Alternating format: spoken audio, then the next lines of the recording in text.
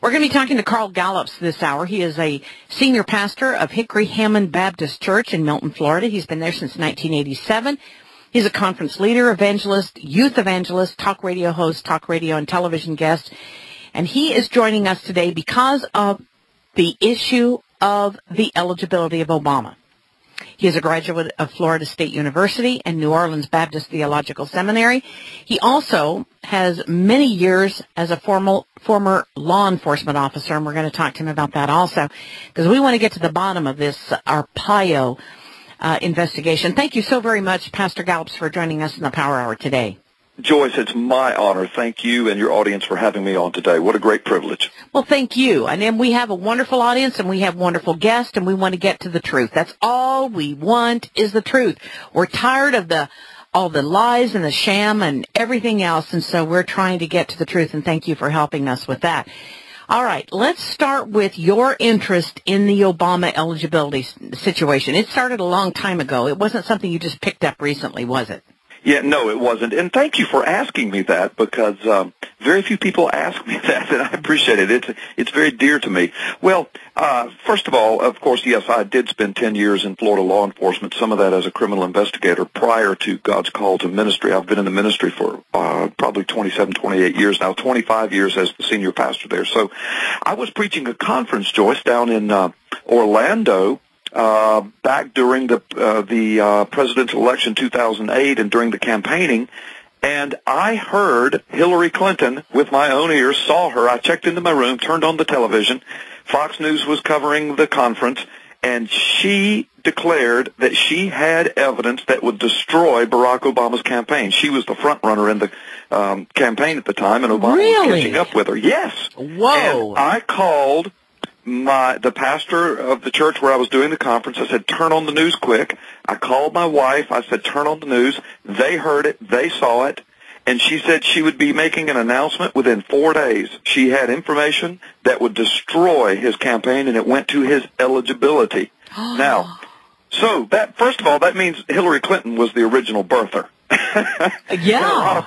And a lot of people don't know that or have forgotten that. When I have brought this up to people who have been immersed in this for years, they said, oh my gosh, you're right, Carl, I remember that. I forgot that. People have forgotten that Hillary Clinton is the original birther. But of course, we know what happened. The rest is history. Within a few weeks, Obama gains the lead on her. They have these conferences and secret meetings and confidential meetings, and the next thing you know, of course, he's won, and she's Secretary of State, and deals have been cut, and she never said another word. The media never said another word, and now there's a complete media blackout. But why am I concerned about this? Well, before you go to that, I don't think I forgot about Hillary doing that. I don't think I ever knew Hillary did that. So I'm so glad you brought that to our attention. Yes, well, thank you. It is shocking to people who did not see the conference. And here's why, Joyce. See, we should have been hearing about it for days, for weeks, for months after that. And she promised at the time she said that within 4 days she would bring the information forward. So I was waiting with bated breath for 4 days and never heard another word, never heard it muttered. And so I was switching back and forth between CNN and Fox and ABC and MSNBC, just seeing if anybody was going to disclose what Hillary said that she would, and it never did. And then, of course, we saw the handwriting on the wall when we began seeing the meetings and the deals being cut. But why am I interested in this? Well, people ask me, why is a pastor interested in this? Well, number one, when a person becomes a Christian, or when they receive a call into full-time ministry, it doesn't mean we hang our patriotism on a shelf. It doesn't mean we hang our brains on a shelf. I'm a patriot. I love this country. And I also recognize my first allegiance is to the kingdom of Jesus Christ. But I also recognize that America is so unique. Joyce, there are 64 nations of the world where it's illegal to talk about and do what you and I are doing right now. We would be in prison or be executed before the day is over. And so my desire is to preserve this freedom and this constitutional republic that God has blessed us with, particularly the First and Second Amendment. And when I see all of this being assaulted, a frontal assault, and the media cover-up, And we're on the cusp of losing our constitutional republic, which means, Joyce, you and I could lose our ability to do what we're doing. I could lose my ability to proclaim the gospel. We could lose our ability of freedom of speech. I'm a talk radio host as well. So, yeah, that's why I'm doing it, because I'm a patriot and because I desire to live in a country wherein I can still have the freedom to carry the gospel to the ends of the earth. Well, we think we have freedom, but every day it seems there's a new bill, a new law, a new regulation, a new code imposed upon us. We just played the FBI Director Mueller's statement of, I don't know if the NDAA covers killing people in America or not. Yeah, I heard that. What the confusion? What are you talking about? And so, every day it's just one more incremental thing. It's like Gulliver, the Lilliputians, when the little tiny Lilliputians tied Gulliver the giant down one string at a time. It didn't, and then he took a nap and all of a sudden he couldn't get up with all these little strings. Those little strings are codes, laws, rules, and regulations that this alleged president has been putting on us as fast as he can since 2008. Yeah, no, that's an excellent illustration, and if you don't mind, I'll steal it. I mean, borrow it from you. Please. No, that's a tremendous illustration. Well, and with this man in the White House that we have, it has been one constitutional travesty after another, one assault on the Constitution after another, to the point that he literally told Congress after executing the Libyan war, he literally told them, I don't need your permission. And what's so hypocritical and so unbelievably unconstitutional about it is that when George Bush was in office and when Hillary Clinton, Joe Biden, and Barack Obama were all three senators at the time, there was talk and rumor within the press and even within the White House that George Bush may launch a strike against Iran back then. And Joe Biden went ballistic, and I have video clips of him on the ppsimmons YouTube channel in which I operate, showing Joe Biden making the television news circuits declaring that if George Bush went to war against Iran without approval from Congress, that he would personally lead in the impeachment proceedings.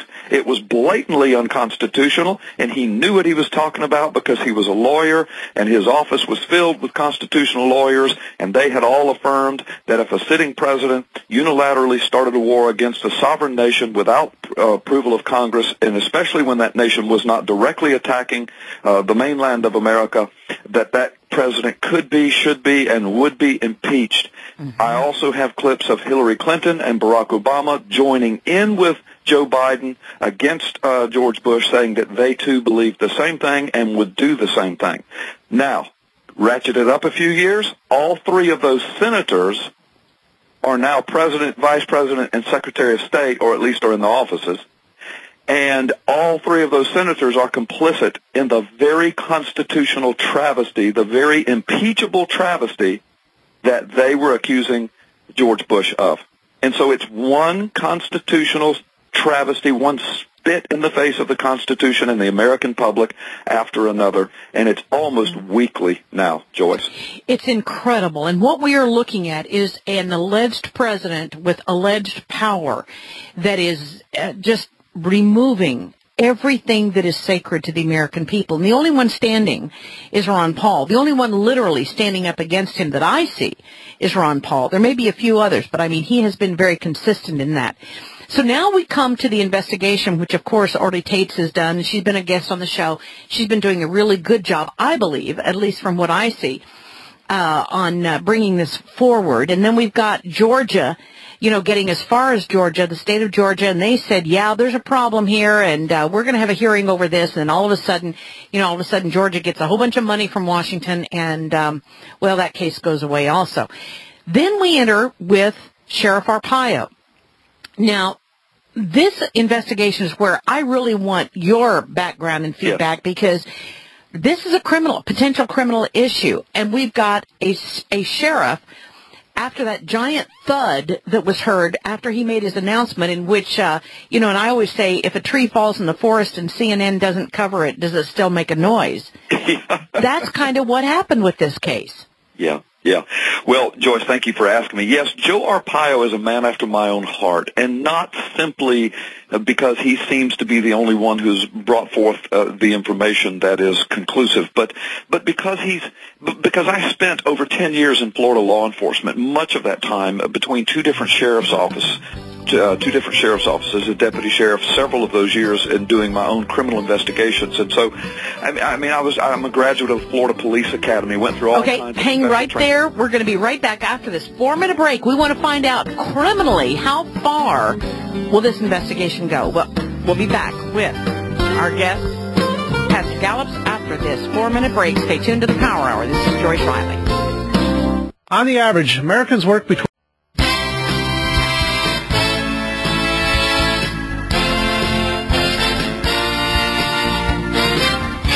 Welcome back to Power Hour. Thank you for joining us. Caring about your world. You know, there are people that become leaders that have a mission, and they know what their mission is, and they go after it, and we are so grateful for those people, and that is Pastor Carl Gallups joining us today. We are so incredibly appreciative. You know, God honors the truth, and God honors the people that honor the truth, and that's why we are trying to get to the bottom of the situation of the eligibility issue and the background, which he's telling us today. And because he has law enforcement background, I think that's going to give us a heads up now on trying to figure out where this situation goes. Go ahead, Pastor Gallups. Continue with what you were saying about your law enforcement experience so we can get a feeling of who and where you've been. Yes, thank you, Joyce. And let me just say the appreciation is all mine. Thank you for your kind words. But, no, I did spend 10 years in Florida law enforcement, 2 different sheriff's offices, deputy sheriff status, and did my own criminal investigations for several years, and have investigated major crimes. And so I understand this investigative process, and it thrilled me to see Joe Arpaio doing this. Now, please, I want you and your audience to understand, I agree with you. From the beginning, all I have ever asked for is the truth. When I say that it thrilled me, I didn't mean that, oh, goody, we're out to get Obama now. What I meant was, oh, goody, finally somebody is going to do this at a legal, professional, forensic level, Yay. And we'll get to the bottom of it. Mm-hmm. If we find out that he is completely 100% eligible, I would have been happy with that. I would have screamed it from the rooftops. I would have reported it. I would have been glad to report it. I would have been glad to apologize for even questioning. Not really, because there's nothing wrong with questioning, but you understand my heart. Sure. And now I don't like his politics. And the more his politics go forward, the more I realize that it's one constitutional travesty after another. But anyway, back to the point. So when I saw Arpaio doing this, I said, well, this is going to be the thing we need. Now, what I need your audience to understand from my law enforcement experience is this. What we have just had handed to us on a silver platter is the benefit of the results of a 6-month, duly sworn, properly assembled law enforcement criminal investigation of a panel. Not one man. See, the media is castigating one man. They're attacking and impugning the character of Sheriff Joe Arpaio. But Joyce, remember, Sheriff Joe Arpaio didn't investigate anything. He didn't investigate a single thing. What he did as the Chief Executive Law Enforcement Officer of Maricopa County, in response to a legal request from citizens of his county, he assembled an investigative team and stepped away from it. And he said, you guys take the ball. Now, we have verification that 2 members of this team are on record saying that when they first started it, they were pro-Obama. They thought that they would easily find out that this guy was totally eligible, and they really thought it was a waste of time. They didn't even want to be on the team, but because they're professionals and because they were asked to be on the team, they did. They are total birthers now, Joyce, because Interesting. At the end of a 6-month investigation, these 6 people, now let me tell you who they are. 3 of them are attorneys with prior criminal investigation experience. 3 of them are retired criminal investigators, spent their lives doing this. The 6 people then farmed out a bunch of the information and the expertise they needed to a myriad of forensics laboratories, digital document experts, and 6 months later, the evidence comes back, Joyce, and here's the stunner. 100% conclusive. Now, these are the words of the investigative team. 100%, not 99, not 98, 100% conclusive that the document that the man in the White House proffered to the nation, held before the nation, snubbed his nose at us, laughed at us, and told us was his birth certificate, now let's, quote, get on with more important matters, yes, is a forgery. Incredible. It's a fraud, which means federal crimes have been committed. Felonies have been committed. If Barack Obama knew that he was holding up a forgery, and there's a possibility he didn't, now it's a far-stretched possibility, but I want to be as fair as possible. Oh, wait. There's a possibility he didn't know his own Social Security number? Yeah, no. I said it's far-stretched, and that's another conversation. I'll be glad to explore that with you, but I'm just trying to be fair and just say that if he did not know, then he's not complicit in a crime. But from what we know, and in the example you just mentioned, and much more, it appears that he would have had to have known that what he was holding before the public was fraudulent, if that's the case. Okay, we've got to go to a break. It's 29 after the hour. When we come back from this break, we're talking today to Pastor Carl Gallups, and his interest is in the Obama eligibility issue, whether he is or is not President of the United States. And Pastor Gallups, how can people listen to you and also come and visit your church? Well, thank you. You're very kind for asking that, yes. The easiest place to find out everything about me, my national radio program, all of my ministry materials, archived materials, video materials, plus I'm the founder of the world-famous and viral YouTube site, a God and Country biblical apologetic site called ppsimmons, and there's a story behind that name. They can find out all of that at carlgallups.com, Gallups, carlgallups.com, and there they can also click the Listen Live link. They can find out all the times when I'm on the air. My flagship show is every Friday afternoon from 4 to 6 Central Time. It's called Freedom Friday with Carl Gallups. We have a bevy of national and internationally known correspondents and guests. I have people that appear weekly who are in and out of the White House, in and out of the UN, in and out of the city of Washington, rubbing elbows with the very people we're talking about. So they give us deep, deep insight. So carlgallups.com is the place to go. Thank you. Well, please definitely do that. And also your church, where is it located? Milton, Florida. Yes. Where is that? Yes, Milton is just outside of Pensacola, and Florida is shaped like a pistol, and Pensacola is in the very tip of the gun barrel over near Alabama, near Mobile, and Milton is just outside of Pensacola. Again, at carlgallups.com, they can click the links, and they can find my church website with maps and everything, but it's easy to get to. It's a great church. I've been the pastor there 25 years. It's a dynamic, mission-minded church, and we're changing the world for the kingdom of Christ. One person at a time. Yes, and I do encourage you. There's a 9-minute clip you can go and see of their church service also, so please do that. All right, back to the issue of the eligibility. Whether or not this investigation is going to hold water is what everybody's concerned about, and how to pursue that. Okay, well, and let me just finish where I was headed a minute ago with just a 5-second finish, and that is, if it turns out that Obama knew that the birth certificate, of course, was not his, then he is complicit in federal crimes and felonies. And so what I'm saying is this is so serious. I mean, see, Venezuela was started like this. Cuba was started like this, Joyce. People who went into office under elections and then spit on the Constitution, laughed in the face of the people, and intimidated them and frightened them until they actually became dictators. That's how Castro sees power. That's how Hugo Chavez sees power. And we're seeing the same thing happen to the point that Pravda, the Russian online news service, is reporting in their headlines they are aghast that the American media is not covering this astounding, amazing revelation brought forth by a 6-month official criminal investigation.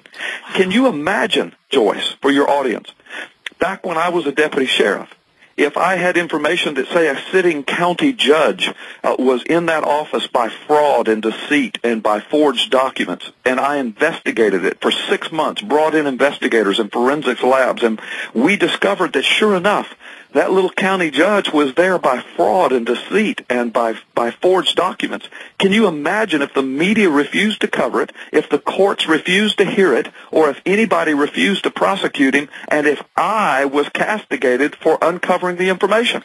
Yeah, I mean, this can't happen is what we're all saying. That's what I'm saying, and that's why I'm trying to tell your listeners without trying to appear to sound melodramatic, but this is the truth. This is historical fact. This is how Venezuela started. This is how Cuba started. We're either going to be a constitutional republic or we're getting ready to be a banana republic. And it is up to we the people, Joyce. It's up to we the people. We still have the power if we will exercise it. But you ask the question, where does it go from here? Well, the bottom line is, it's got to go to arrest. Now, let me tell you what Sheriff Joe Arpaio said. Then I'll give you my official opinions as to what it should happen or where it may go. Sheriff Arpaio said in that news conference. By the way, for your listeners that didn't see the news conference, they can go to carlgallups.com, click on our Obama Fraud Archives page. Right at the top, you'll see it. And there they can watch the entire 1.5-hour news conference in high-quality video and audio, and they can see for themselves. But Sheriff Arpaio said that he was pursuing arrests, that they knew for 20 minutes before that document was released on the Internet. They know the computer it came from. They know the office it came from. It came out of the White House. They know where it came from. They said that they would be making arrests, and that they were continuing the investigation because, according to Mike Zollo, the lead investigator, he said, and I heard him say it, and your listeners can watch him, that they uncovered so much more stuff that they were not at liberty to say that they would be investigating. He said it was astounding. Okay, but before we go any further, though, he said there will be arrest made. Does he have the jurisdiction as a county sheriff to make arrests in this case? Yeah, well, thank you for asking that. That was asked at the news conference, and the answer is yes, and there's several ways to do that. Now, first of all, I want your listeners to understand this. A sheriff is a constitutional law enforcement officer in a state. Now, let me just deal with Florida because that's where I'm from. The sheriff of a county in the state of Florida, he is a constitutional law enforcement officer. He's the chief law enforcement officer of the county, but he also has arrest powers within the state. He also has arrest powers within the United States as he works with and through the various jurisdictions. The sheriffs and the states arrange for that. So a sheriff is a very powerful law enforcement officer, particularly when he's engaged in an investigation that even takes him outside of his immediate jurisdiction. So, yes, Arpaio has this ability, not only because a crime was committed in Maricopa County, that is, a man was on the ballot for election who it looks like was there by fraud and deceit, and, of course, then he has powers in Maricopa County to go after the person who committed that forgery. And it's like Sheriff Arpaio said in the news conference. Somebody said, well, so you mean you're going to arrest Obama? He said, I'm not saying Obama forged this document. He said, I have no evidence that Obama himself forged the document. He said, but somebody did. Somebody did. And he said, we're going to make arrests. He said, a crime has been committed. Felonies have been committed. Now, what he didn't say, of course, and what he knows is that, but Obama's still complicit in these crimes because he held up the document and said it was his. But the other thing Sheriff Arpaio can do, Joyce, is he can then take his official jurisdiction and his official investigation to higher levels, like congressional criminal hearings, for example, or federal law enforcement levels. And don't forget, Sheriff Joe Arpaio spent 30 years with the DEA and was a high-ranking supervisor over the state of New Mexico with the DEA for years. Plus, he's a 5-term elected sheriff there. So this is a sharp, sharp guy with deep connections, and the Obama administration's terrified of him. Well, he's not going to be making any kind of statements that he can't uphold, that's for sure. But that's right. So you're saying that he can go to higher law enforcement authorities, such as Mueller, the FBI director, who works directly for Obama, and try and get him to arrest his boss. Well, Yeah, but see, he's smart. Sheriff Arpaio's smarter than that. In the news conference, somebody suggested, I think the suggestion was made something about the Attorney General, and Sheriff Arpaio kind of laughed and said, oh, yeah, right, you want me to take this to Eric Holder, right? You know, in other words, he knows who he can take it to and who he cannot. I'm going to tell you, in my humble opinion, from all the research I have done, the Constitution of the United States puts this burden upon Congress. Congress is responsible for determining whether the man sitting in the White House, the man who is the commander-in-chief, is truly, truly eligible to hold that office. Okay, but let me ask this question, because I apologize for stopping you, but it seems to me, though, that the people who did not vet him in the first place are then going to say, yeah, we're guilty of having not vetted him, which makes them complicit in the crime also, and the conspiracy grows and grows and grows, because there had to be people in the Democratic Party that turned their head otherwise, the Republicans who looked askance at this. There had to be the whole entire operation, including the FBI. Because being in the military, and I had to have 8 copies, back when we used carbon copies, of that information went everywhere on your background. And you know that the president's got to be more than that. So it seems like everybody would be admitting their own complicitness in this whole conspiracy. And this is one of the reasons why there's a news media blackout, because let me tell you where the complicity goes. The complicity is direct and indirect. The complicity goes all the way to the Supreme Court. Please do not forget that 5 days before Barack Obama was sworn in, he had a secret meeting with 8 of the 9 justices. That was reported in major news media.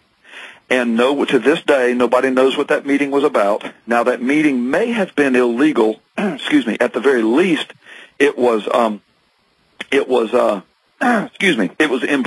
because there were cases before the Supreme Court at that time concerning his eligibility, and the judges who would have been hearing it met with the defendant behind closed doors. And the next thing you know, every case that was before the Supreme Court was scuttled out. And Obama, his eligibility to hold the office has been ignored by the federal court system. So, yes, direct complicity by people who were closest to him, who knew. Listen, Hillary Clinton, if she in fact had information, as she alleged, that he was not eligible to hold the office, but she swapped that for a position in the federal government, she's guilty of treason. So basically, all these people are going to have to say, yeah, I committed treason, where's my hanging or my shooting or whatever. I mean, it just seems like everyone would have to admit their involvement in this. Now, what is the government doing right now, behind closed doors probably, to try and legalize his citizenship? Well, there's no telling, but some of the stuff that I've uncovered, excuse me, I'm sorry, I have to keep clearing my throat. Some of the stuff I've uncovered, someone else did the initial investigation, and I can't remember who right now. I'm not sitting in front of my computer. I'm in a motel room down in South Florida, but I made a video. As far as I know, I'm the only one to make a video of the information, and then I further researched this guy's information to verify everything he said. And prior to Obama taking office, there were no less than 8 congressional attempts within a 2 or 3 year period just prior to Obama going in to manipulate and or change the constitutional understanding of natural-born citizenship status.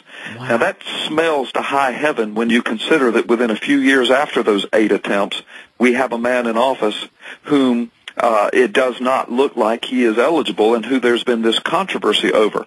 And what's so scary and hypocritical about it, Joyce, you will remember that John McCain had a full Senate investigation hearing on his status, and Barack Obama and Hillary Clinton sat on John McCain's hearing when John McCain's citizenship status was not the one that was in question.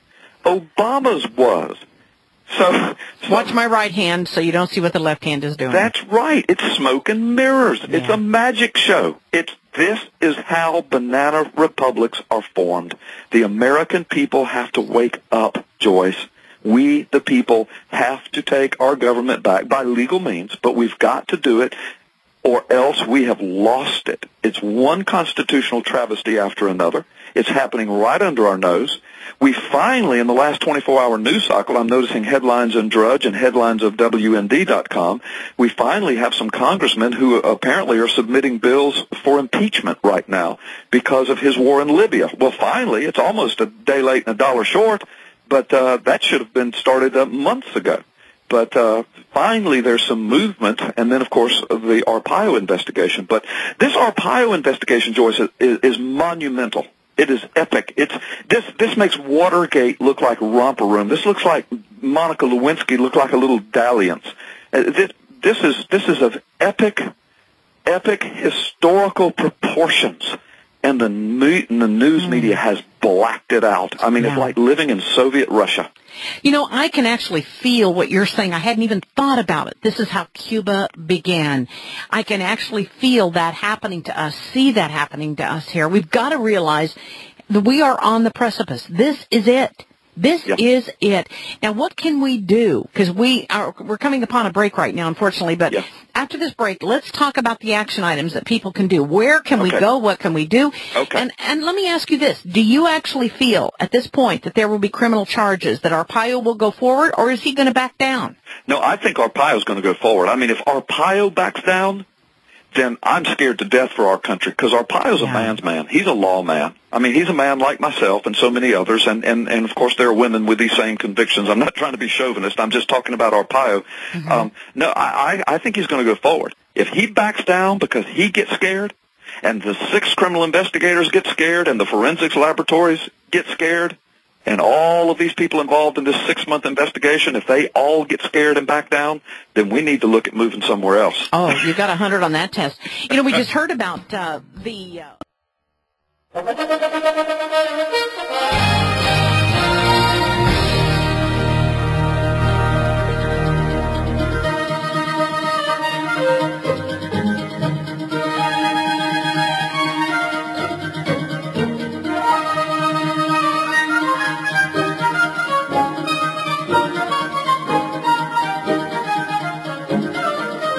Welcome back to Tower Hour. Thank you for joining us. It is 54 minutes after the hour. We're talking to Pastor Gallups today. The subject is Obama eligible? I think we pretty well know that now after the Arpaio investigation, but where do we go from here? Is there anything that we can do to promote this investigation, to let people know that this has happened, Pastor Gallups? Yes, thank you for asking. And of course, we've got to support Sheriff Arpaio with our prayers, our support, our love, our encouragement, because he is doing what he's supposed to do, and he is kind of the front line of defense here. If Congress picks up the ball, begins to investigate, et cetera, then we need to support them. We need to let them know. But in the meantime, we, the people, we've got to get this information out. Now, let me tell you what I've done to try to make it easier for people. I've put together a website, a page. Now, hear me, folks. There's no advertising on this page. There's no gimmicks. I get not one penny. There's nothing that comes to me. It's simply an information page. It's called the Obama Fraud Archives that catalogs real-time, up-to-date, everything there is on the Internet about this, including the full 1.5-hour conference. If we can get our people, if we can get your listeners to go to that page, like it on Facebook, make it go viral, get people going to it, get people informed. We already have radio programs going to it, news agencies going to it. We've got many, many thousands and thousands of people that are connecting to it in the last few days. And then that way people can know, they can know up-to-date, real-time what's happening. From there, I'm encouraging people, write letters to the editor, call your congressman over and over and over. It's a fact that if a congressman gets 25 calls on one topic in one day, they take note of it. They usually take some kind of action. Speak to large groups if you're connected to groups. If you have access to media in any way, there's a place on that page if you would like me to speak to it. There's a place where you can book me. I don't charge a penny. There's nothing in this for me except for saving our republic. They can also go to ppsimmons YouTube, where we have tons of videos archived. They can pass those around. The thing is right now is information, Joyce, because the mainstream media is blacking it out, and we're trying to trump the mainstream media. What about the Christians, the church? Where is the church? Well, the church has to pray, pray, pray, pray, pray and ask God to forgive us and ask God to save us and to spare us. The church should be involved in this, in my opinion. I know many Christians are just kind of rolling over and saying, oh, well, que sera, sera. But what I'm saying is, look, if we lose this constitutional republic, then we also lose what you're doing, Joyce, what I'm doing on radio. We lose what I'm doing in the pulpit. We lose the ability to do missions and to preach the gospel of Jesus Christ. The church would be absolutely remiss if it did not fight to preserve this constitutional republic. We're one of the few nations in the world that has ever had the freedom to do what the church does. Now, I know some people say, well, it might just be the last days. And it might be, Joyce. It might be. We may be looking at the days of the Antichrist. We'll see. But for right now, we don't have conclusive evidence of that. Right now, we're in a fight to save our republic so that the church can continue to go forth strongly from this constitutional republic. That's my opinion. And we have to stand strong now and realize that it is now or never. We are at that point. There is no more, well, gee, if we can just elect somebody else that'll turn things. No, we're there. That's the right. Constitution has been violated so many times. This president has one goal, and that is to take this country where he has been told to take it. That's and right. Whether he is well-intentioned or not and thinks he's doing the right thing, that's his goal. That's his job, and that's what he will do unless we stop him. We'll be back after this 1 minute, 10-second break. Stay tuned to the Power Hour. Pastor Carl Gallups is our guest. Final segment coming up.